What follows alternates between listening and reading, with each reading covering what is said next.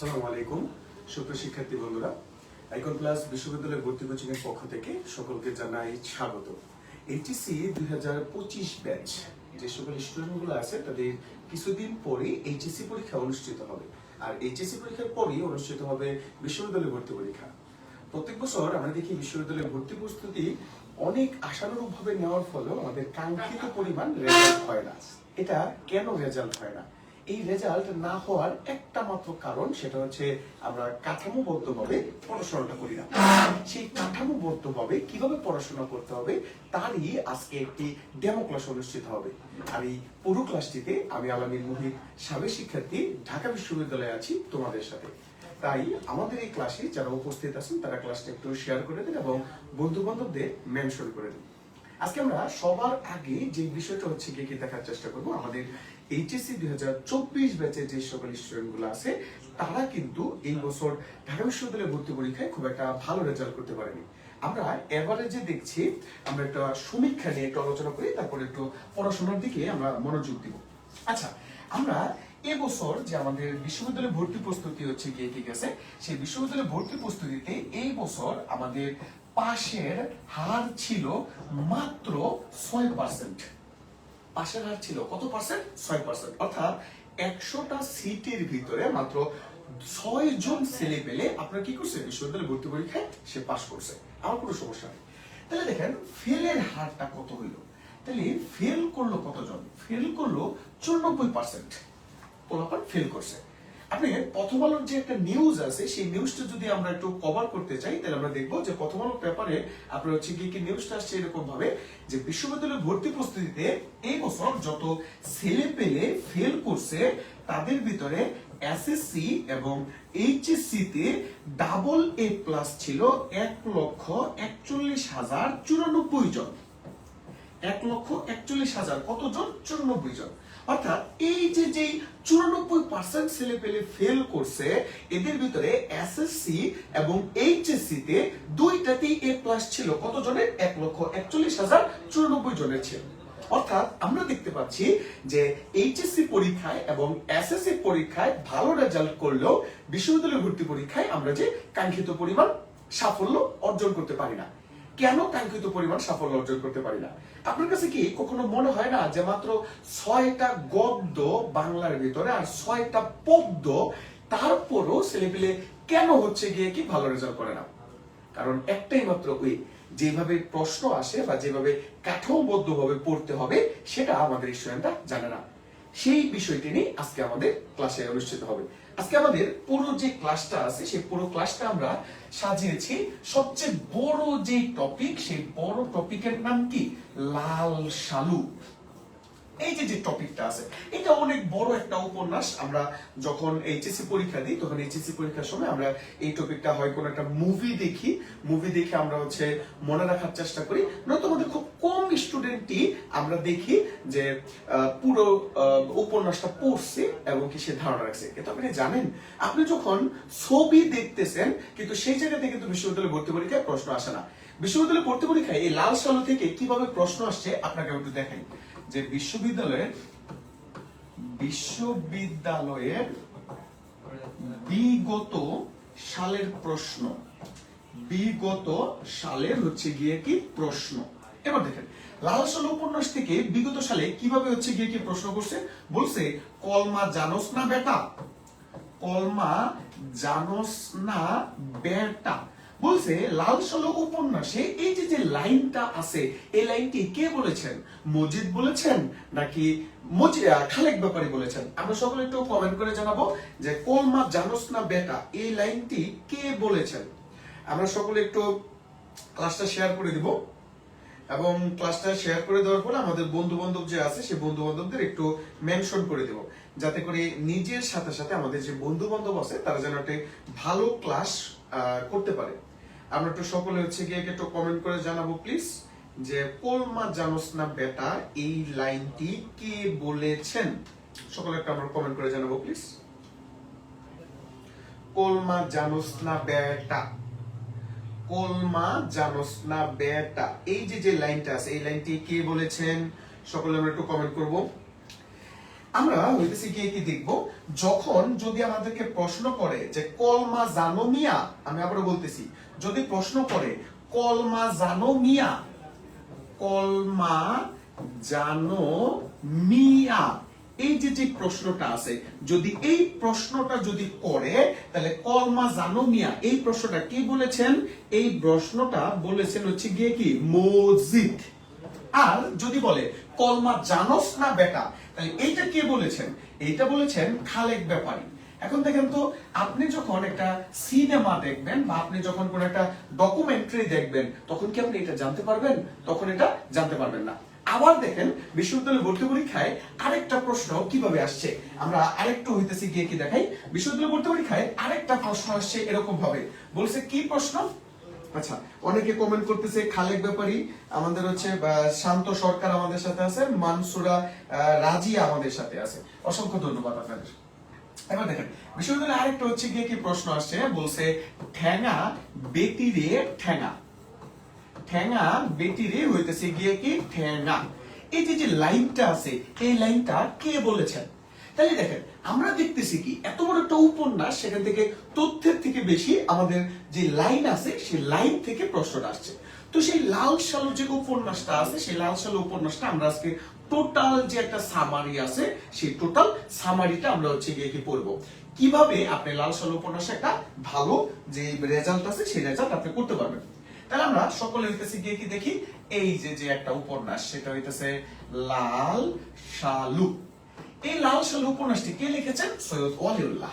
আপনারা একটু সকলে লিখবেন, লাল সালু উপন্যাস লেখা সমান সমান একটি ভাষা, লেখা সমান সমান কয়টি ভাষা?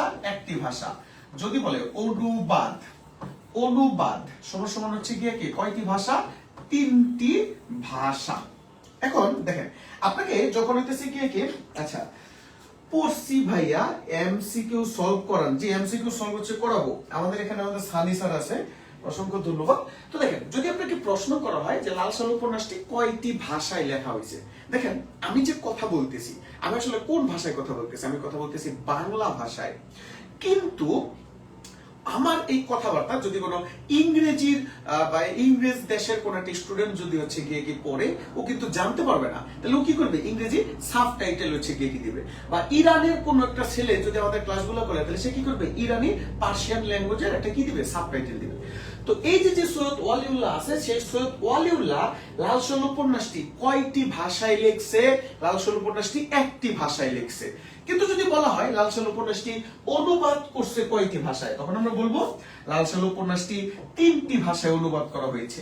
তাহলে আমরা যদি বলি কোন কোন ভাষায় অনুবাদ করা হয়েছে, আমরা সকলেই দেখব পৃথিবীর সকল সাহিত্য কোন ভাষায় অনুবাদ করা হয়? ইংরেজি হচ্ছে ভাষায় অনুবাদ করা হয়।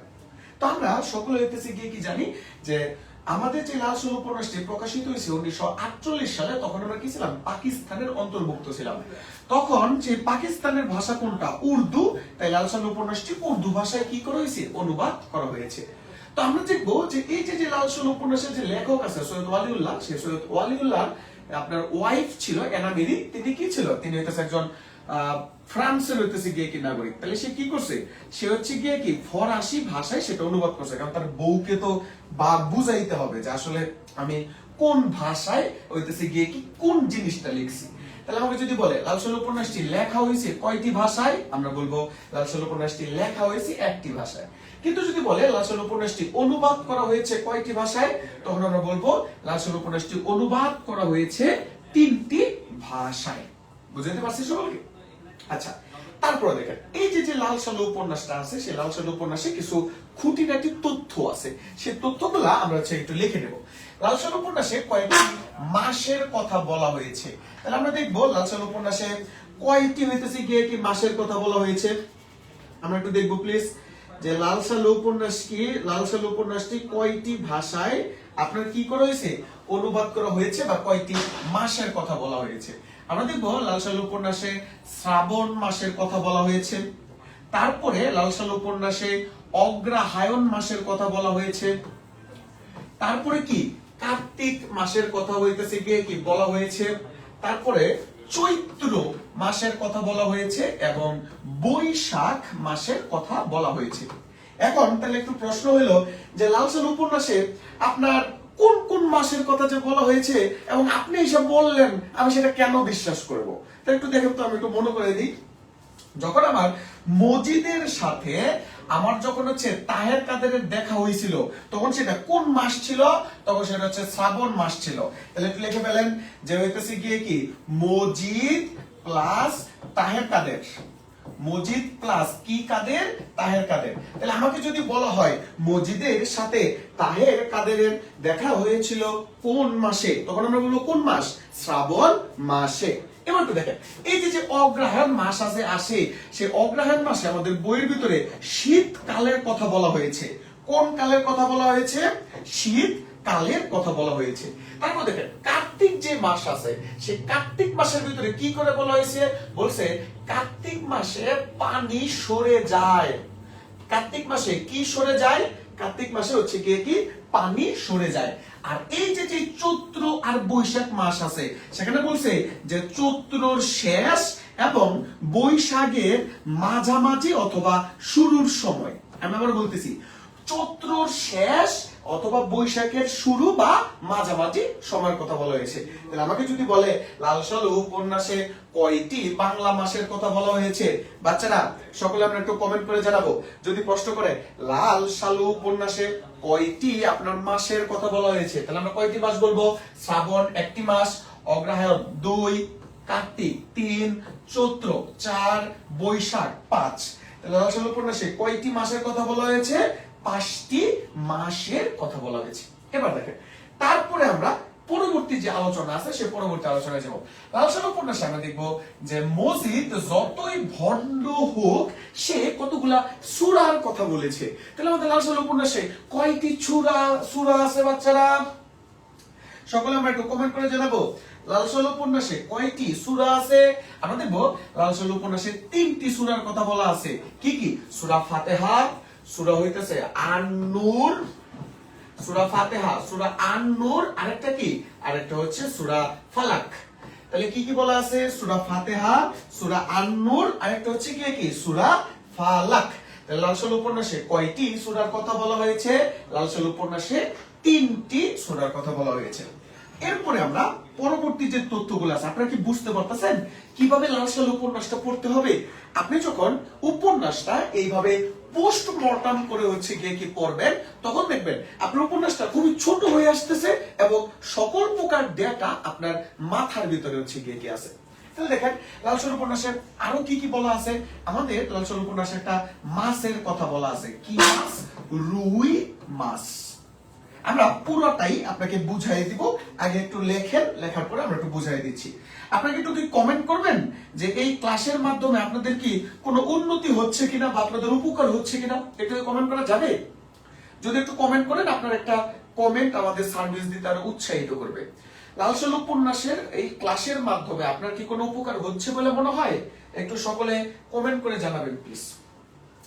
তাহলে দেখবো সন্তপর্ণে একটা শব্দ আছে। তাহলে সন্তপর্ণে মানে কি? সন্তপর্ণে মানে হচ্ছে গিয়ে কি নীরবে। আরেকটু লিখবেন যে মতিগঞ্জ। মতিগঞ্জ লেখা একটা টান দিবেন, টান দিয়ে লিখবেন মোহব্বত নগর। কি নগর? মোহব্বত নগর। এবার একটু বোঝার চেষ্টা করেন এটা দিয়ে আমরা কি বুঝাইছি। প্রথমে রুই মাছের কথা বলি এবং সন্তপর্ণের হচ্ছে গিয়ে কি কথা বলি। মনে করে দেখেন কি বলছে আপনাকে। বলছে যে সন্তপর্ণে একটি নৌকা এগিয়ে চলছে। সন্তপর্ণ মানে কি? নীরবে। বলছে সামনে ছিল তাহের, পিছনে ছিল কে? কাদের। হঠাৎ করে শপথ করে একটা শব্দ হইলো, মানে একটা কোচের শব্দ হইলো। মস্ত বড় একটি রুই মাছ তাহের কাদের শিকার করলো। তাহলে একটু সকলে আমরা কমেন্ট করবো প্লিজ, তাহের কাদের কোন মাছ শিকার করছে? তাহলে আমরা বলবো তাহের কাদের রুই মাছ শিকার করছে। আচ্ছা গেল। কইতরা রুই মাছ শিকার করার পরে তাদের চোখ পড়লো মতিগঞ্জের সড়কের দিকে। সেখানে পশ্চিম দিকে আসমানের উপর মোনাজাতের ভঙ্গিতে দাঁড়িয়ে আছে একজন মানুষ। কিছুক্ষণ পর মোনাজাতটা শেষ করে পাশে রাখা তার পুটলিটা সে হাতে নিয়ে উত্তর দিকে রওনা দিল। কোন দিকে রওনা দিল? উত্তর দিকে রওনা দিল। তাই একটু সকলে বলেন তো মতিগঞ্জের কোন দিকে মোহাম্মদনগর গ্রাম? তাহলে আমরা বলবো মতিগঞ্জের উত্তর দিকে মোহাম্মদনগর গ্রাম। এবার বলেন মোহাম্মদনগরের কোন দিকে মতিগঞ্জ, তাহলে সেটা হবে কি দক্ষিণ দিকে। বুঝাইতে পারছি প্রশ্নটা একটু বুঝাইতে পারছি? সকলে একটু কমেন্ট করে জানাবেন। কি বলছে যে মতিগঞ্জের কোন দিকে মোহাম্মদনগর গ্রাম, তাহলে আমরা বলবো মতিগঞ্জের উত্তর দিকে মোহাম্মদনগর গ্রাম। যদি বলে যে আপনার মোহাম্মদনগরের কোন দিকে মতিগঞ্জ সড়ক, আমরা বলবো দক্ষিণ দিকে মতিগঞ্জ সড়ক। বুঝতে পারছি? তারপরে গেল তো তারা তাহের কাদের যখন হচ্ছে গিয়ে কি এলাকায় নিজ গ্রামে যে পৌঁছলো, তখন দেখলো যে খালেক ব্যাপারীর ঘরে একটি ছোটখাটো জটলা। সেই জটলার ভিতরে আপনার খাটের উপরে বসে আছে সেই মতিগঞ্জের সড়কে দেখা সেই লোকটার নাম কি? সেই লোকটার নাম হচ্ছে মজিদ। তো সেই মজিদ এসে বলতেছে, আপনারা বেলেম, আপনারা আনপড়া, আপনারা কি করছেন? কি করছি? মুদাসসির পীরের মাজার আপনারা এইভাবে হেলায় ফেলায় রাখছেন। তাহলে মুদাসসির পীর, তাহলে আমাকে যদি প্রশ্ন করে যে লাল সালু উপন্যাসে যে পীরটা ছিল সেই পীরের নাম কি ছিল? সেই পীরের নাম ছিল মুদাসসির পীর। তাহলে লাল সালু উপন্যাসে পীরের নাম কি? মুদাসসির। এখন কেউ যদি আমাকে প্রশ্ন করে, আচ্ছা বাবা তোমাকে যেই টিচার পড়াইছে সে তো মুদাসসির বলে দিছে, মুদাসসির তো বইও আছে, তাহলে মুদাসসির শব্দের অর্থ কি? তাহলে আমরা লিখবো মুদাসসির শব্দের অর্থ হচ্ছে নাম না জানা। ও নাটা পেস খেয়ে গেছে না? তাহলে মুদাসসির শব্দের অর্থ কি? তাহলে হবে মুদাসসির শব্দের অর্থ হচ্ছে নাম না জানা। এই আজকে আমার না লাইভ ক্লাস অনেক সুন্দর লাগতেছে। ধন্যবাদ আইকন প্লাস বিশ্ববিদ্যালয় ভর্তি কোচিং কে। আমি আসলে এতটা সুন্দর না, আমি আসলে কিঞ্চিত কৃষ্ণ বর্ণের একজন ছেলে, কিন্তু তারপর আমাকে যেহেতু সুন্দর লাগতেছে, টোটাল ক্রেডিট হইলো আপনার মার্ক জাকারবার্গের, আরেকটা ক্রেডিট হলো জয়নাল, আপনাদের জয়নাল শিক্ষকের, আরেকটা ক্রেডিট হলো লাইটের। হ্যাঁ, আপনারা আমাকে এত সুন্দর ভাবিয়া কখনো বিভ্রান্ত হইবেন না। বুঝতে পারছি? আচ্ছা দেখেন, তাহলে পীরের নাম কি ছিল? পীরের নাম ছিল হচ্ছে কি মুদাসসির পীর। আমরা দেখবো সেখানে একটা চরিত্র আছে, সেই চরিত্রের নাম কি? চরিত্রের নাম হচ্ছে বলা আছে অশীতিপর সলেমনের বাপ। সলেমনের বাপ। তাহলে এই বেটার একটা রোগ ছিল, তাহলে এই বেটার রোগের নাম কি? এই বেটার রোগের নাম হইতেছে হাঁপানি। তো বলছে যে গ্রামের ইয়াং জেনারেশন যারা আছে তারা না হয় আপনার এই মুদাসসির পীরের কথা জানে না, কিন্তু যারা গ্রামের প্রবীণ বা বয়োবৃদ্ধ তারা এই লোকের কথা জানবে না। বিষয়টা কিন্তু খুব খারাপ দেখা যায়। হ্যাঁ, তাহলে কি করলো? আপনার কাছে একটা প্রশ্ন আসতে পারে যে ভাই আমাদের যে আছে রবীন্দ্রনাথ আছে, সেই রবীন্দ্রনাথের নাম আসলেও আমরা দেখি অশীতিপর নামটা আসে, তাহলে এই অশীতিপর শব্দের অর্থ কি? এবার একটু দেখবেন। অশীতিপর মানে কি? অশীতিপর মানে হচ্ছে কি বৃদ্ধ বা 80 বছর বয়স। তাহলে কি বলে অশীতিপর শব্দটার অর্থটা কি? শব্দের অর্থ হচ্ছে কি বৃদ্ধ বা 80 বছর হইতেছে কি বয়স। এখন আমাকে যদি বলে সলেমনের বাপের কি রোগ ছিল, বাচ্চারা সকলে একটু আমরা কমেন্ট করব, সলেমনের বাপের কোন রোগ ছিল? তাহলে আমরা বলবো যে সলেমনের বাপের হাঁপানি রোগ হচ্ছে কি ছিল। এই যে হাঁপানি রোগটা আছে, সেই হাঁপানি রোগটা আমাদের বইয়ের কোন গল্পের ভিতরে বলা আছে? সকলে একটু কি কমেন্ট করা যাবে? হাঁপানি এই যে শব্দটা আছে এটা কোন গল্পের ভিতরে বলা আছে? আমরা সকলেই দেখব যে রেনকোট গল্পের ভিতরে যে নুরুল হুদা আছে, সে নুরুল হুদারও হাঁপানি রোগ ছিল। তাহলে বলেন হাঁপানি রোগটা আমাদের বইয়ের ভিতরে কয় জায়গায় আছে? তাহলে হাঁপানি রোগটা আমাদের বইয়ের ভিতরে 2 জায়গার ভিতরে আছে। একটা হলো কি লাল সালু উপন্যাসে সলেমনের বাপের হাঁপানি ছিল, আরেকটা কার ছিল? আরেকটা হইতেছে কি আমাদের রেনকোট গল্পের নুরুল হুদার আমার কি ছিল? আমার হইতেছে কি আমাদের হচ্ছে কি নুরুল হুদার হইতেছে কি ছিল? আমার হাঁপানি রোগ হইতেছে কি ছিল। তারপর আমরা দেখব এর পরবর্তী যে হচ্ছে কি কাজ, সেই পরবর্তী কাজটা হচ্ছে কি আমরা দেখব। তাহলে আমরা কি করলাম? এটা হইতেছে কি আমরা দেখলাম। এবার দেখেন এই যে লাল সালু উপন্যাস আছে, এখানে কিছু চরিত্র আছে, সেই চরিত্রগুলো আমরা একটু বিশ্লেষণ করব। সকলে খাতার ভিতরে লেখেন যে লাল সালু উপন্যাসের চরিত্র বিশ্লেষণ, অর্থাৎ গুরুত্বপূর্ণ যে চরিত্রগুলো আছে সেই গুরুত্বপূর্ণ চরিত্রগুলো নিয়ে আমরা একটু আলোচনা করব। এখন দেখেন এই লাল সালু উপন্যাসে সবচেয়ে বেশি মর্মান্তিক যে চরিত্রটা আছে সেটা হলো আমেনা বিবি। সকলে একটু কমেন্ট করে জানান তো সকলে একটু কমেন্ট করে জানান তো, আমাদের যে আমিনা বিবি আছে সে আমিনা বিবি কার বউ ছিল? বাচ্চারা সকলে একটু কমেন্ট করে জানান তো, আমিনা বিবি কার বউ ছিল? সকলে একটু আমরা কমেন্ট করে জানাবো আমিনা বিবি কার বউ ছিল। আমরা সকলেই জানি আমিনা বিবি ছিল কি খালেক ব্যাপারীর প্রথম পক্ষ। খালেক ব্যাপারীর প্রথম পক্ষ। তাহলে খালেক ব্যাপারীর প্রথম পক্ষ মানে কি? মানে কি খালেক ব্যাপারীর বড় বউ। তাহলে খালেক ব্যাপারীর বড় বউয়ের নাম কি ছিল? খালেক ব্যাপারীর বড় বউয়ের নাম ছিল আমাদের হচ্ছে কি আমেনা বিবি।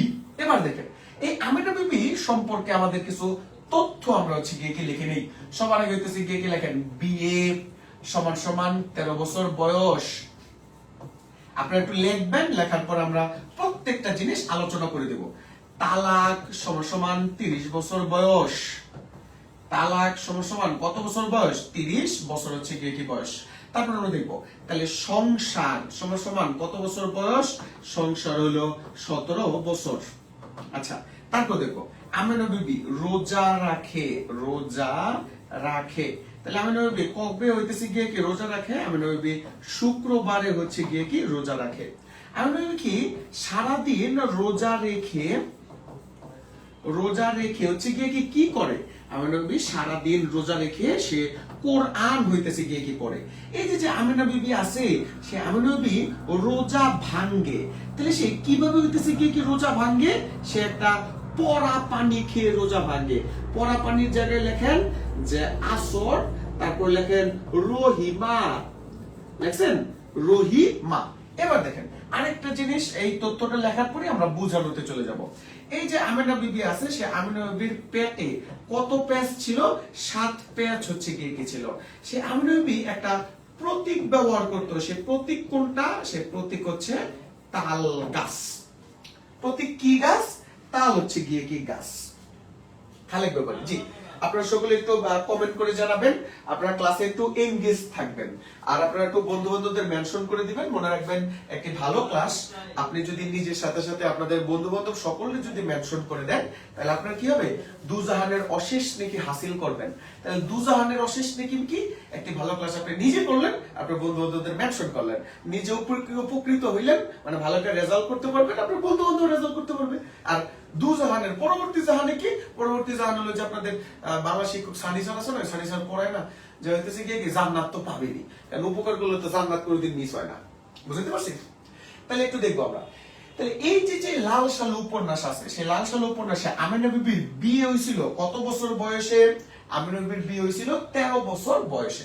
তাহলে আমেনা বিবি 13 বছর বয়সে বিয়ে হয়েছে, তাকে তালাক দিছিল কত বছর বয়সে? আমেনা বিবিকে তালাক দিছিল 30 বছর বয়সে। তো একটু খেয়াল করে দেখেন তো, একটা জার্নি তার শুরু হয়েছে 13 বছর বয়সে, জার্নিটা শেষ হয়েছে 30 বছর বয়সে। তাহলে মাঝখানে তার জার্নির ডিউরেশন কত ছিল? তার জার্নির ডিউরেশন ছিল 17 বছর। তাহলে আমেনা বিবি কত বছর সংসার করে? আমেনা বিবি 17 বছর হচ্ছে গিয়ে কি সংসার করে। কথাটা বলে দিয়েছি? এবার দেখেন, যদি আমাদের প্রশ্ন করে যে আমেনা বিবি কোন বারে রোজা রাখে, তাহলে আমরা বলবো যে আমেনা বিবি শুক্রবারে হইতেছে গিয়ে কি রোজা রাখে। তাহলে আমেনা বিবি শুক্রবারে রোজা রেখে সে সারাদিন কি করে? শুক্রবারে রোজা রেখে সে সারাদিন কোরআন পড়ে। আমেনা বিবি যখন রোজা ভাঙ্গে সে কি খেজুর খেয়ে রোজা ভাঙছিল? সে কি ইফতারের ভিতরে মুড়ি জিলাপি দিবে নাকি দিবে না, এইটা আমেনা বিবির সময় ছিল না। তাই এইটা নিয়ে কেউ আবার কন্ট্রোভার্সি করেন না। আবার কেউ যেমন কিছু কিছু প্রশ্ন আছে বাংলার ভিতরে, হ্যাঁ বাংলার ভিতরে কিছু কিছু প্রশ্ন আছে যে প্রশ্নের কোনো উত্তর নাই। তুমি একটু খেয়াল করে দেখবা যে উমির চাঁদের সাথে ডিল হয়েছিল 30 লাখে, দিছিল 20 লাখ, তাহলে মাঝখানে 10 লাখ কই? এই 10 লাখ কি আমরা লর্ড ক্লেভের কাছে পাই না? লর্ড ক্লেভ যেহেতু দিয়া মরতে পারে নাই, তাহলে আমরা রানী এলিজাবেথের কাছে পাই না? রানী এলিজাবেথ আমাদেরকে দেয় নাই। আরেকটা জিনিস চিন্তা করো যে বিলাসী যদি সে জামাইয়ের শোকেই যদি মারা যাইতো, তাহলে সে 7 দিন পরে কেন মরলো? সে তো 7 দিন আগে মরলেও পারতো।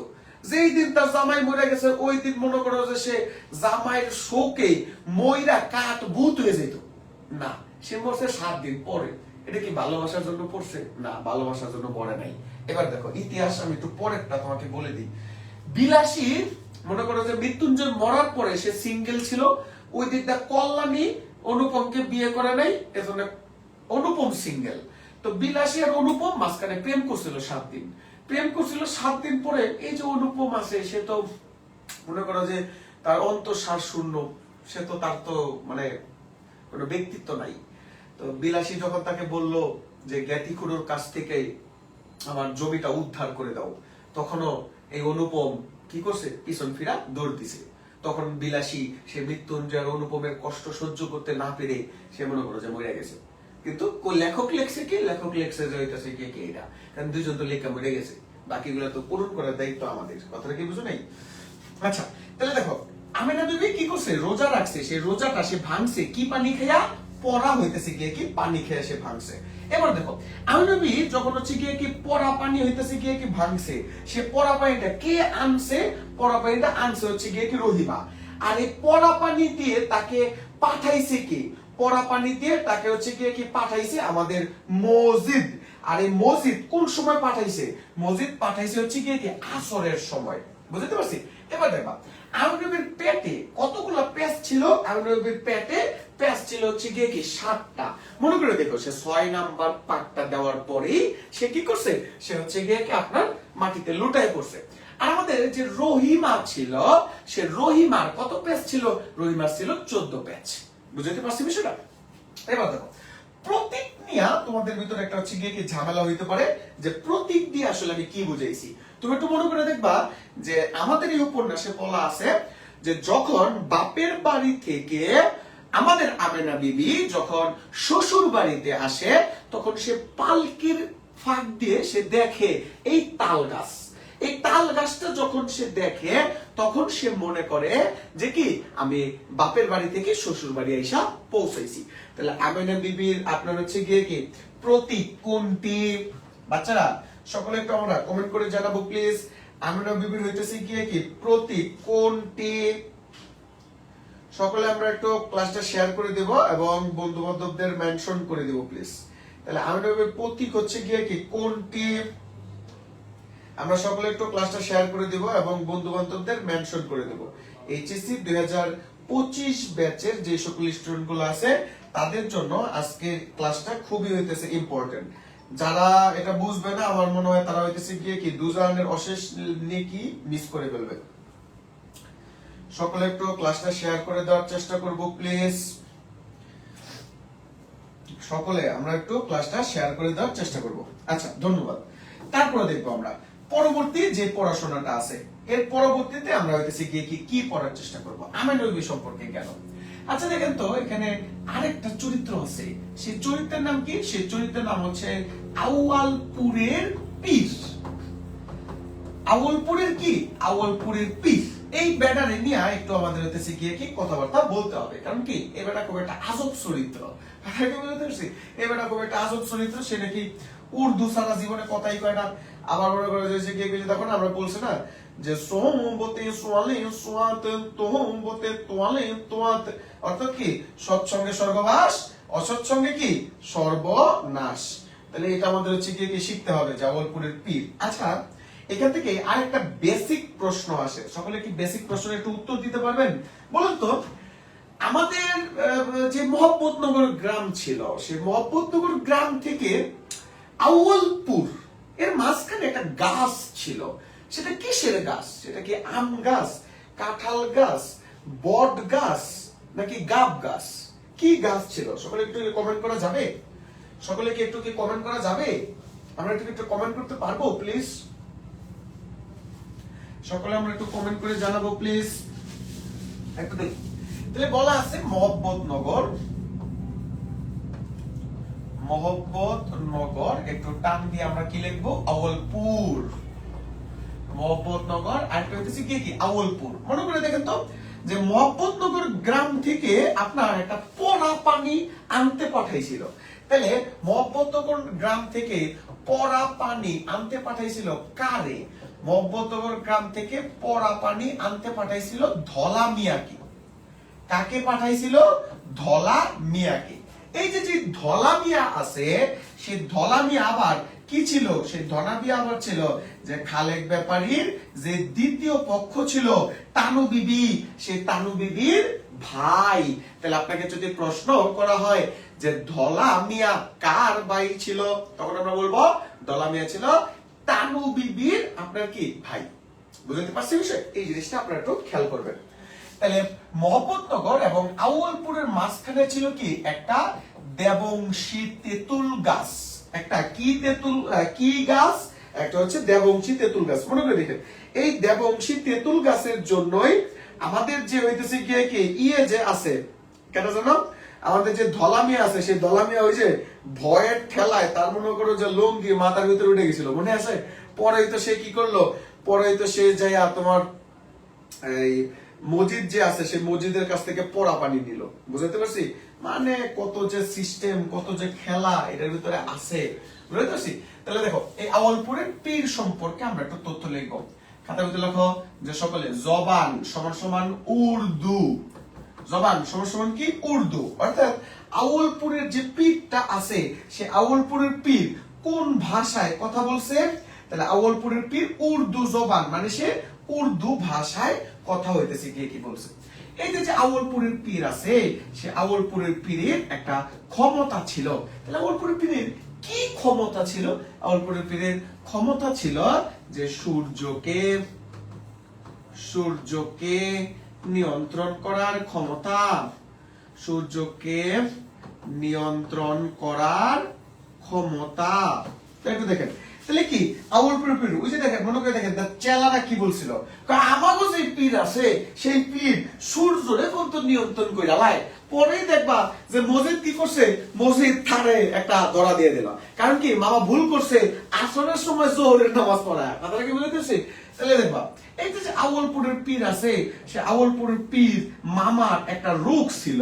তাহলে মামার রোগের নামটা কি? মামার রোগের নামটা হচ্ছে বাতরস।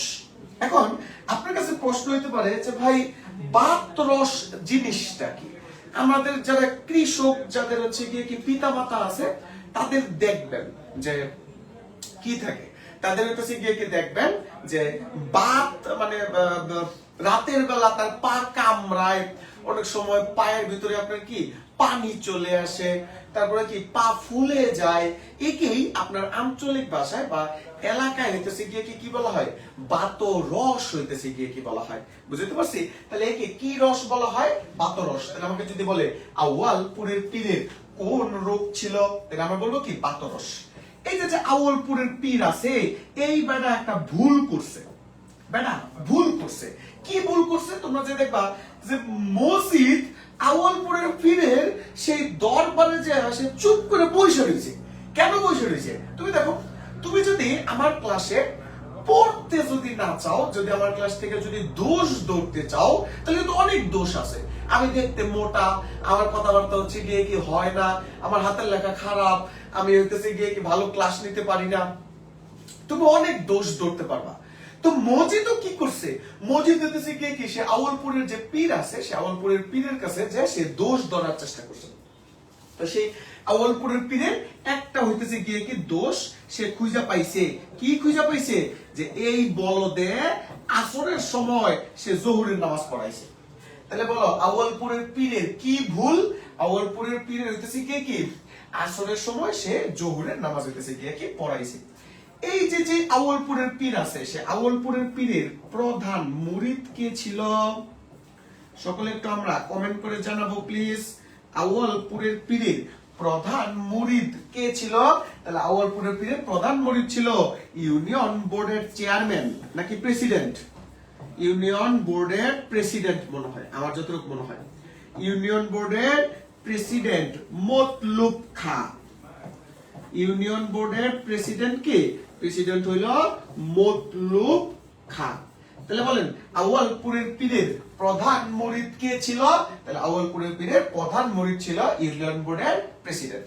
তাহলে একটু দেখেন যে আমাকে যদি প্রশ্ন করে যে আউয়ালপুরের পীর কোন সেই বিখ্যাত ডায়লগটা দিছিল বা বিখ্যাত হচ্ছে গিয়ে কি কথা বলছিল, তাহলে আমরা কি বলবো?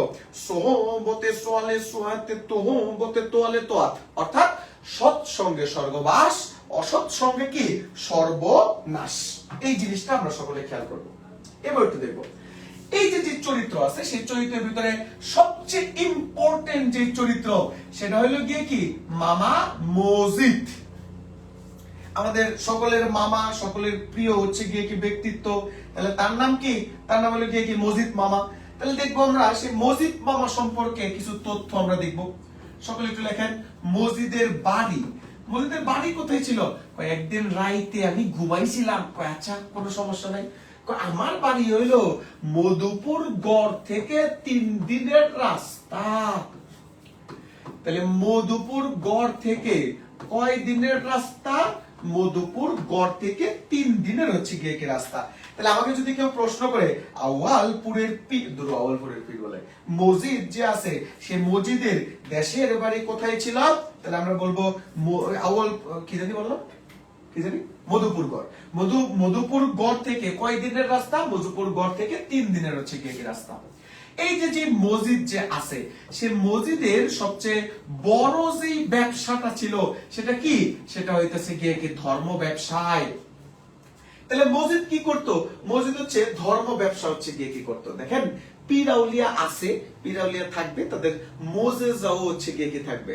কিন্তু এই মসজিদের মতো যারা পীর আছে, যারা কিনা এই আউয়ালপুরের পীরের মতো বা হচ্ছে গিয়ে কি যারা ধর্ম ব্যবসা করে, এদের কিন্তু কখনোই আপনার ভালো হয় না। কেমন দেখবেন যে অনেক সময় মাজার থেকে আপনার লাখ লাখ কোটি কোটি টাকা পাওয়া যায়, কিন্তু কখনো দেখবেন যে মানুষ যদি কখনো কষ্টের ভিতরে থাকে, মানুষ যদি কখনো না খাইতে পারে, সেটা নিয়ে আপনার হচ্ছে গিয়ে কি সেই সকল মাজারদের কখনো কনসেন্ট্রেশন বা হচ্ছে গিয়ে কি কোনো মনোযোগ থাকে না। এটা নিয়ে আপনার কাজী নজরুল ইসলামের যে মানুষ যে কবিতাটা আছে, সে মানুষ কবিতার একটা বিখ্যাত লাইন আছে। কি আছে জানেন? বলছে যে ভিক্ষুক যখন আপনার মসজিদে যায়, যখন হুজুর শবে বরাতে রুটি এবং গোশত আপনার বন্টন করে, তখন সে ভিক্ষুক হুজুরের কাছে মানে খাবার চায়। তখন হুজুর বলে, হাই তুই তো নামাজ পড়ছস, তুই তো নামাজ পড়ছ নাই, তোরে কেন খাবার দেব? তখন সে ভিক্ষুক একটা বিখ্যাত লাইন বলে। কি বলছে? 80 বছর ডাকি নাই আমি প্রভু, তাই বলে তো আমার অন্ন বন্ধ করো নাই কভু। মানে কি, যে আল্লাহ আমি তোমাকে 80 বছর ডাকি নাই, তুমি যদি এতটা নির্দয় হইতা তাহলে তো আমাকে তুমি কবেই মারতে পারতা। তাহলে তুই কি আমাকে হচ্ছে গিয়ে কি বলার? ঠিক একই রকম ভাবে আমরা যখন এই মসজিদকে যখন আমরা দেখবো যে আমাদের আক্কাস যখন সে বিদ্যালয় প্রতিষ্ঠা করতে চায়, তখন সে আক্কাসকে সবার আগেই সে যখন মজমার ভিতরে ঢুকছে, সে মজমার ভিতরে ঢুকে সবার আগে বলছে, আই তুমি মুসলমানের পোলা না, দাড়ি কই মিয়া। তাহলে তুমি দেখো, আক্কাসকে সে সবার আগে ধর্ম দিয়ে আটকাইছে। কারণ যারা ধর্ম ব্যবসায়ী থাকে তারা সবসময় কথায় কথায় ধর্ম সামনে আনবে, আর যারা ধর্মকে রিয়েল পালন করে তারা কখনো ধর্ম নিয়ে বাড়াবাড়ি করবে না। তুমি দেখবা যে তোমাদের ভিতরে স্কুল বা কলেজে অনেক বন্ধু বান্ধব ছিল যারা কিনা চুপে চাপে পড়াশোনা করে, কিন্তু কখনো দেখায় না যে আমি পড়াশোনা করতেছি। আমার একটা বান্ধবী ছিল, বান্ধবী বলতে ক্লাসমেট আর কি, গাজীপুর ক্যান্টন কলেজে, না হচ্ছে আমান্না বিল্লাহ আনিয়া। তো ও এখন তোমার কানাডাতে আছে জামাই নিয়ে আর কি। তো ওরে আমরা দেখতাম সারাদিন, মানে কলেজ ছুটি হইলো ওর কানে হেডফোন থাকতো, কলেজ থেকে বের মানে ঢুকার সময় তার কানে হেডফোন থাকতো। তা আমরা চিন্তা করতাম যে আমিয়া সারাদিন সে প্রেম করে অথবা সারাদিন সে গানে বা কানে হেডফোন শুনে গান শুনে, সে কিভাবে টপ 10 এর ভিতরে যায়। তখন আমরা সে আনিয়াকে বিচার বিশ্লেষণ করে আমরা হচ্ছে কি দেখলাম, বা আনিয়ার বান্ধবীর কাছ থেকে খবর পাইলাম যে আনিয়া কি করে, পড়াশোনা রেকর্ড করে নিয়ে আসে, রেকর্ড করে তারপর কানের ভিতরে হেডফোন লাগায় সে হচ্ছে গিয়ে কি রেকর্ড হইতেছে গিয়ে কি শোনে। বুঝতে পারছি? তাহলে কি করো, ধর্ম ব্যবসা কোনোদিন করা যাবে না। যারা ধর্ম ব্যবসা করে তারাই হচ্ছে গিয়ে কি কথায় কথায় ধর্মের কথা হচ্ছে গিয়ে কি বলে। তাহলে মসজিদ কি ছিল? মসজিদ একটা হচ্ছে ধর্ম ব্যবসায়ী ছিল। এই যে মসজিদ আছে, সেই মসজিদের মূল অস্ত্র কি ছিল? মসজিদের মূল অস্ত্র ছিল হইতেছে গিয়ে কি মাজার। বলছে লাল সালুলা মাজারটা, মাছের হচ্ছে গিয়ে কি পিঠের মতো যে মাজারটা আছে, সেটাই হলো মসজিদের মূল শক্তি। তাইলে যদি বলেন, সকলে একটু কমেন্ট করে জানাবেন প্লিজ, মসজিদের শক্তি কোন জায়গা থেকে আসে? তাহলে মসজিদের শক্তি আসে কি মাজার থেকে আসে। বুঝতে পারছি? এই যে মসজিদ আছে, সে মসজিদ দেখবেন আপনি ধর্ম ব্যবসায়ীরা, যে মসজিদের কিচ্ছু ছিল না, সে ধর্ম ব্যবসায়ীরা সে কি করে, বাড়ি হইতেছে গিয়ে কি করে, বতরের দিন তার বাড়িতে মগরা মগরা ধান আসে। মগরা মগরা কি ধান হচ্ছে গিয়ে কি আসে। এই মজিদ আপনার কি করে 2টা বিয়া পর্যন্ত করে। শুনছেন অবস্থাটা? মজিদ এত পরিমাণ, মানে আমি এটা চিন্তা ভাবনা করছি আর কি, বুঝতে পারছো? আমার বয়স তো মনে করো যে তোমার মোটামুটি মানে 45 চলে আর কি। তো 50 বছর বয়স যখন আমার হবে, মানে আগামী 5 বছর পরে, তখন তো আমি কোনো চাকরি টাকরি পাবো না, কোনো কিছু হচ্ছে গিয়ে কি পাবো না। তখন আমি হইতেছে গিয়ে কি এরকম ফার্মগেট ব্রিজের নিচে ভিক্ষা করব। ভিক্ষা করার পরে এবং কি 2টা করে বিয়ে করব। এক বউ মনে করো যে থাকবে কেশিয়ার, সে ভিক্ষার টাকা কালেক্ট করবে, আর এক বউ মনে করো যে মানে সে ভিক্ষার যে ঠেলাটা আছে সেই ঠেলাটা ঠেলবে। 2 বিয়ে করার কিন্তু অনেক মজা আছে। এবার তুমি দেখবা মগরা মগরা, এইটা নিয়ে একটু কথা বলি। তোমাদের যে হচ্ছে গিয়ে কি স্যার আছে, ইংরেজির যে শিক্ষক আছে, সেই ইংরেজি শিক্ষকরা দেখবা যে তোমাকে পড়াচ্ছে সেটা কি ডিটারমাইনার। হ্যাঁ, ডিটারমাইনার না যেন ডিটারমিনার কি যেন হচ্ছে গিয়ে কি বলে, আমি বাংলা শিক্ষক তো আমি একটু কম পারি। তো ডিটারমিনার মানে কি? ডিটারমিনার মানে হচ্ছে নির্ধারণ করা, মানে যাকে তোমার হচ্ছে গিয়ে কি কম বোঝায় নাকি বেশি বোঝায়। যেমন বলা আছে দেয়ার আর মেনি পিপল, তাহলে এখানে যে মেনি যে শব্দটা আছে এটা হলো ডিটারমিনার, মানে হচ্ছে কি নির্দিষ্ট করছে। এ ফ্যান তাহলে মানে কি একটা কলম, তাহলে এখানে এই যে আছে সে এটা হইলো কি একটা ডিটারমিনার। ঠিক একই রকম ভাবে এই ডিটারমিনারকে আমরা বাংলাতে যারা আছি তারা বলি নির্ধারণ বিশেষণ। কি বিশেষণ বলি? নির্ধারণ হইতেছে গিয়ে কি বিশেষণ। অর্থাৎ যেই সকল অ্যাডজেক্টিভ দিয়ে আপনার কি করা হয়, নির্ধারণ করা হয় যে এখানে কি কম আছে নাকি বেশি আছে, অল্প আছে নাকি ন্যূনতা আছে, এগুলো নির্ণয় করা হয়। যেমন আপনারা দেখবেন ঢাকা বিশ্ববিদ্যালয়ে বিগত সালে প্রশ্ন আসছে যে কি বলছে, রাশি রাশি ভাড়া ভাড়া ধান কাটা হলো সারা। তাহলে বলেন তো এই যে ধান যে শব্দটা আছে এটা কি কম ধান ছিল নাকি বেশি ধান ছিল? বলছে রাশি রাশি ধান, তাহলে তার কি বেশি ধান ছিল। তাহলে আপনি বেশিটা কোন শব্দ দিয়ে বুঝছেন? আপনি বুঝছেন রাশি রাশি দিয়ে। তাহলে রাশি রাশি হলো একটা ডিটারমিনার, আর এই ডিটারমিনারকে বাংলা বলা হবে কি কি নির্ধারণ বিশেষণ। তাহলে এবার একটু দেখেন মজিদের বাড়িতে কি আসতো, মগরা মগরা ধান আসতো। তাহলে একটু বলেন তো মগরা মগরা ধান বলতে কম ধান নাকি বেশি ধান? তাহলে কি এটা বেশি ধানের কথা বলা হয়েছে। তাহলে এই যে বেশি ধান, তাহলে এটাও কি একটা নির্ধারণ বিশেষণ। সকলে কি বুঝতে পারছেন? একটু কি কমেন্ট করে জানানো যাবে প্লিজ? সকলে কি বুঝতে পারছেন? একটু কি কমেন্ট করে জানানো যাবে? একটু তাহলে সকলে একটু কমেন্ট করে জানাবেন প্লিজ। এবার দেখেন এরপরে আমরা আরেকটা যে হইতেছে গিয়ে কি মাটির মানুষ আছে, সেই মাটির মানুষ নিয়ে আলোচনা করব। তার নাম কি? তার নাম হচ্ছে গিয়ে কি রহিমা। আমরা সকলে জানি এই যে মসজিদ আছে, সেই মসজিদের প্রথম পক্ষ বা প্রথম যে হচ্ছে গিয়ে কি স্ত্রী ছিল সে হচ্ছে রহিমা। তাহলে রহিমা সম্পর্কে আমরা একটু দেখবো। সে রহিমা ছিল একজন ধর্মভীরু, অর্থাৎ রহিমাকে কোনদিন ধর্মের ব্যাপারে কিছু বলা যায় নাই। কারণ কি? কারণ সে মনে করে যে হইতেছে গিয়ে কি মসজিদ হইলে গিয়ে কি ধর্মের একজন মূর্ত প্রতীক।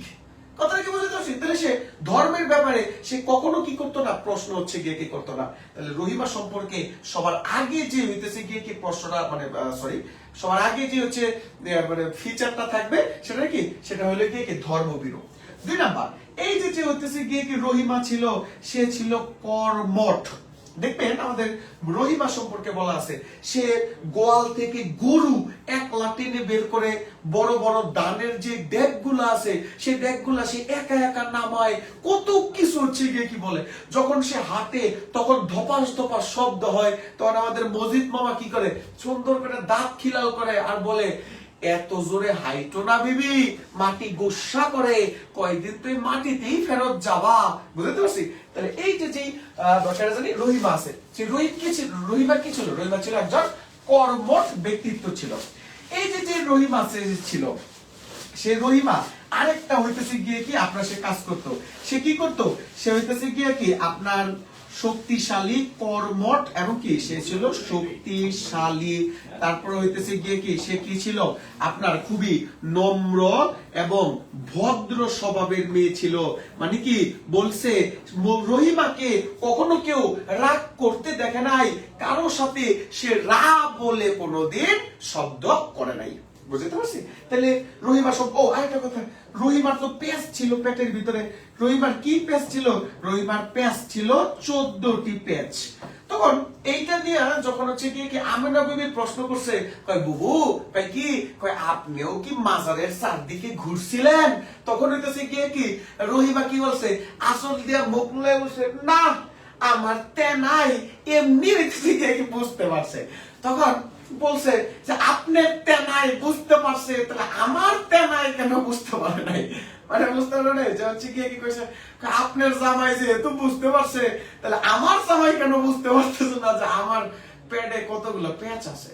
তখন দেখবেন যে সৈয়দ ওয়ালিউল্লাহ বলছে যে আমার তেনা এবং হচ্ছে গিয়ে কি আমেনা বিবির তেনার ভিতরে যে পার্থক্য আছে, এইটা রহিমা আমেনা বিবিকে বুঝাইতে চেষ্টা করে নাই। কারণ হুদাই বৃথা, বুঝায় লাভ নাই। নারী জাতি না, নারী জাতি বুঝায় লাভ নেই। কারণ আমি প্রচুর পরিমাণে নারী বিদ্বেষী একজন মানুষ। আমি জীবনে সর্বপ্রথম একটা শেখা গেছি নরসিংদী জেলার মনোহরদী থানার হাতিরদিয়া গ্রামের আনোয়ার হোসেনের মেয়ে আফরোজা সুলতানা। এর কাছ থেকে শেখা খাওয়ার পরে আমি নারী বিদ্বেষী হয়ে গেছি। মানে আমার জীবনে আর কোনো কিছু বাদ নাই, সব কয়লাই গেছে, শেষ। বুঝতে পারছি? তাহলে দেখেন, এরপরে যে আমরা হইতেছি গিয়ে কি বিষয় আছে, সেই বিষয় নিয়ে আমরা একটু আলোচনা করবো। যে হইতেছে গিয়ে কি হাসুনির মা। এই হাসনের মাকে তোমরা কিভাবে কোন নজরে দেখো আমি তা হচ্ছে গিয়ে কি জানি না। এই হাসনের মা আমার চোখে একজন লোভী মানুষ। কেন হইতেছে গিয়ে কি লোভী মানুষ তোমরা একটু দেখবা। আচ্ছা বলো তো, যে হইতেছে গিয়ে কি মসজিদের আসলে কাকে দরকার? সকলে একটু কমেন্ট করে আমরা জানাবো প্লিজ, মসজিদের আসলে কাকে দরকার? তাহলে মসজিদের দরকার কাকে? মসজিদের দরকার হচ্ছে গিয়ে কি হাসনের মায়েরকে। তাহলে বলো তো, মসজিদ কোনদিন হাসনিকে সে কেন হইতেছে গিয়ে কি জামা গিফট করবে?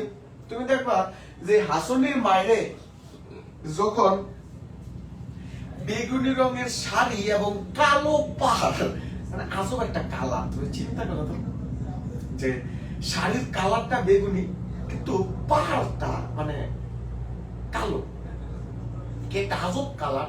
এই কালারের একটা কাপড় তাকে মসজিদ উপহার দিছে। তো তোরে উপহার দিয়েছে, তুই চুপ করে বাইক বয়ে থাকবি না? হ্যাঁ কয় কি, আমার এই কাপড় দেওয়ার কি দরকার ছিল বুবু?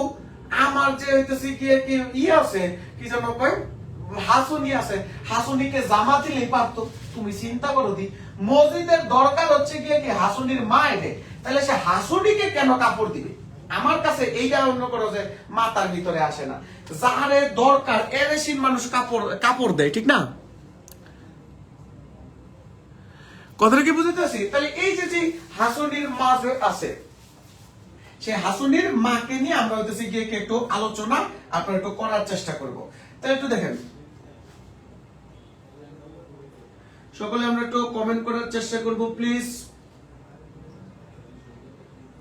হাসুনির মা যে আছে, সেই হাসুনির মাকে নিয়ে আমরা একটু কমেন্ট করছি। আমার এখানে আসলে কমেন্ট গুলা দেখা যাচ্ছে না, এই জন্য আমি আপনাদের কমেন্ট গুলা দেখতে পাচ্ছি না। তারপরও আপনারা কি করবেন, একটু কমেন্ট করে যাবেন, বুঝতে পারছেন? আমার এখানে কমেন্ট গুলা দেখা যাচ্ছে না, আমি আন্তরিকভাবে দুঃখ প্রকাশ করতেছি এই কারণে। আপনারা একটু কমেন্ট করে যাবেন। তাহলে যে হাসুনির মা যে আছে, সকলে একটু কমেন্ট করবে, জানাবেন হাসুনির মা। সবার আগে যে ইম্পর্টেন্ট যে তথ্য, সেই ইম্পর্টেন্ট তথ্যগুলো আমরা একটু দেখি। বলা আছে হাসুনির মাকে যে শাড়ি দেওয়া হয়েছিল, সেই শাড়িটা কোন রঙের ছিল? বলছে বেগুনি রঙের শাড়ি। বেগুনি রঙের হইতেছে গিয়ে কি শাড়ি, আরেকটা কি ছিল? আরেকটা হইতেছে কালো পাড় হইতেছে গিয়ে কি ছিল। এই যে হাসুনির মা আছে, সে হাসুনির মারা কয় ভাই বোন? বাচ্চারা, হাসুনির মারা কয় ভাই বোন? আমরা জানবো হাসুনির মারা হচ্ছে 4 ভাই বোন। তাহলে কে কে তাদের ভাই বোন হচ্ছে কি 4 জন। বলছে কি তাহের, কাদের, রতন, হাসুনির মা। তাহলে দেখেন, তাহের তার একটা ভাই, কাদের তার একটা ভাই, হাসুনির মা একটা ভাই, হাসুনির মা বলে ভাই, রতন একটা ভাই, আর হাসুনির মাকে একজন বোন। তাহলে যদি আমাকে বলে হাসুনির মারা কয় ভাই বোন ছিল, তাহলে বলবো এই যে হাসুনির মারা আছে, সে হাসুনির মারা 4 ভাই বোন হচ্ছে কি ছিল। তো দেখবা এই হাসুনির মার সাথে তোমার মসজিদের লিংক আপটা কেমনে হয় একটু খেয়াল করে দেখো তো। হাসনের মা মজিদের কাছে আসে মরণের দোয়া নিতে। মানে জিনিসটা হলো যে হাসনের মা আর এই জীবনে বাঁচতে মন চায় না, বুঝতে পারছো? তাই সে মরার জন্য মজিদের কাছে তো যাইতে পারে না, মেয়ে মানুষ, ভায়া মাধ্যম ছিল কি রহিমা।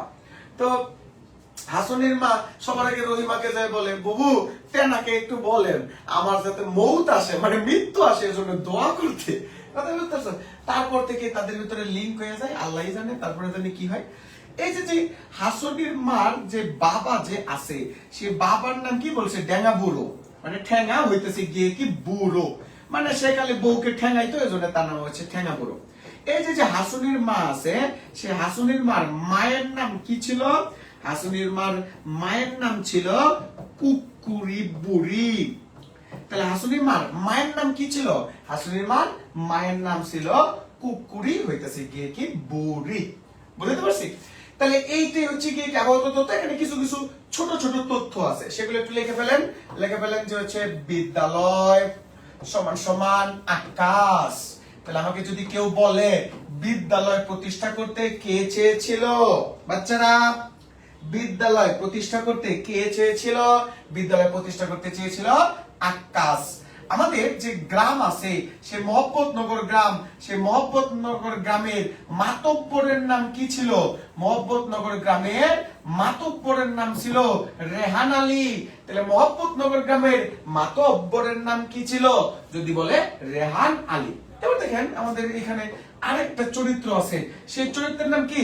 সেই চরিত্রের নাম হচ্ছে খালেক ব্যাপারী। তাহলে খালেক ব্যাপারীর হইতেছে গিয়ে কি মূল অস্ত্র কোনটি? সকলে একটু লেখেন তো। খালেক ব্যাপারীর মূল অস্ত্র হইতেছে লাঠিয়াল বাহিনী। কি বাহিনী? লাঠিয়াল হইতেছে গিয়ে কি বাহিনী। অর্থাৎ এই যে লাঠিয়াল বাহিনী আছে, সেই লাঠিয়াল বাহিনী ছিল খালেক ব্যাপারীর মূল অস্ত্র। অর্থাৎ মজিদের মূল অস্ত্র ছিল ধর্ম, আর খালেক ব্যাপারীর মূল অস্ত্র ছিল কি লাঠিয়াল বাহিনী। আমাদের এই যে লাল সালু যে উপন্যাস আছে, সে লাল সালু উপন্যাসে বলা হয়েছে মজিদ এবং খালেক ব্যাপারী হলো মুদ্রার এই পিঠ এবং কি মুদ্রার ও পিঠ। বুঝতে পারছি?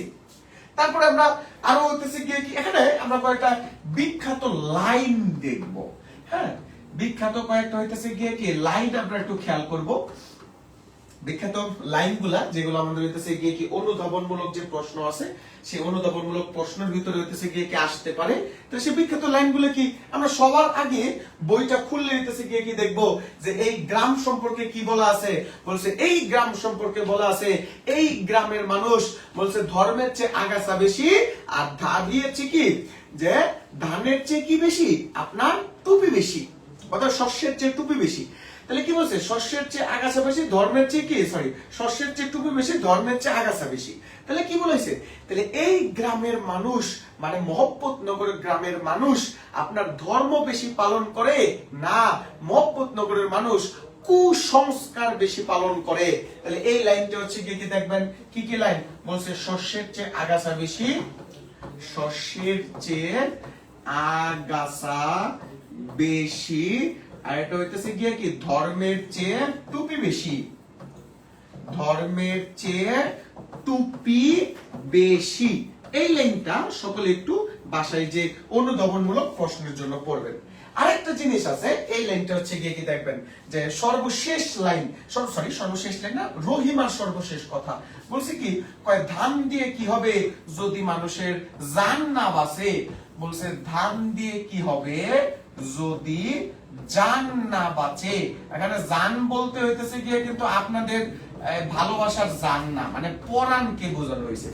এই মজিদ কতটা নির্দয় ছিল আমরা দেখবো। সে জমিলার যে বলছে, জমিলাকে সে বলছে যে মাথায় সিট পাগলি বেডি, এর পাগলামে ছুটানোর জন্য জমিলাকে সে কোথায় হইতেছে গিয়ে কি রাখছিল? সে জমিলাকে মাজারের ভিতরে হইতেছে গিয়ে কি রাখছিল। তখন শেষ মুহূর্তে আমরা যে দেখবো অনেক পরিমাণে কি আসে, একটা বৃষ্টি আসে, ঝড় আসে। সেই ঝড়ের ভিতরে হইতেছে গিয়ে কি আপনার হইতেছে মজিদ যাই আর রহিমাকে বলে বিবি বানের জলে সব তো ভাইসা গেল। তখন দেখবেন রহিমা বলছে যে ধান দিয়ে কি হবে যদি মানুষের জান না বাঁচে। অর্থাৎ এই ঝড় জনটার সময় মজিদের ধানের কথা মনে আছে, তার নিজের স্বার্থের কথা মনে আছে, কিন্তু তার যে দ্বিতীয় বউ জমিলা, সে কোথায় বেঁধে রাখছিল? জমিলাকে সে মাজারে হচ্ছে গিয়ে কি বেঁধে রাখছিল। মাজাদের কথা তার কি নাই মনে হইতেছে গিয়ে কি নাই।